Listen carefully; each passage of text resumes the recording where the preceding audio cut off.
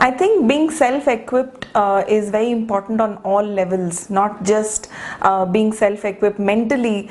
One has to be self-equipped emotionally. Your sense of awareness has to be so strong to identify and get a sense of predators when they're around. Sometimes, you don't really, we need to really be aware. Sometimes you just kind of feel the presence of certain people, and you can kind of recognize that these are predators or these are people that you need to be careful of. And definitely, like I tell people, having your Brahmastra is very, very important. So having your set of self-defense tools are very, very important, because you never know when you have to use it. You never know when you got to pull out your Brahmastra and use it. At least sometimes I think also having those tools makes you so confident, because you know that you can protect yourself at any point. So I think self-defense on an emotional level, on a mental level, on an emotional level, financial level, when people know that that you are someone who's strong, who's not going to keep quiet, I think it's very, very important to be equipped on all levels.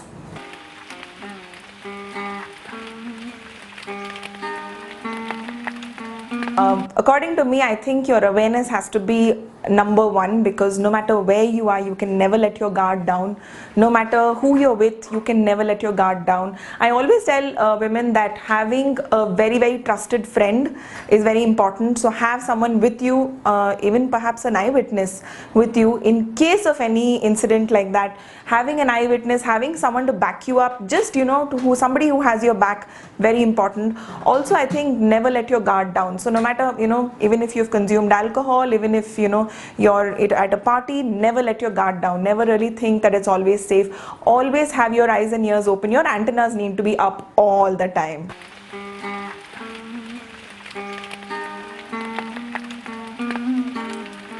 I couldn't be happier that he's taking an initiative like this, because I think it's high time, isn't it? Like in Kalyug, women being equipped with something like this, a man empowering a woman to have self-defense techniques. I think it is super sweet of him. I think that is something that, empowering someone to have the strength to fight. Going and protecting someone is one thing. Going and fighting for your friend, fighting for someone is one thing, but not everyone can be everywhere. So the best thing that you can do is teach someone fishing. And I think teaching someone how to have their defense strong also gives them that confidence. And when people see you walking with that confidence, you will never have an attacker. So I think everyone in Bangalore needs to attend this event. Everyone in Bangalore needs to, kind of just follow him. And I think he should have more of such events.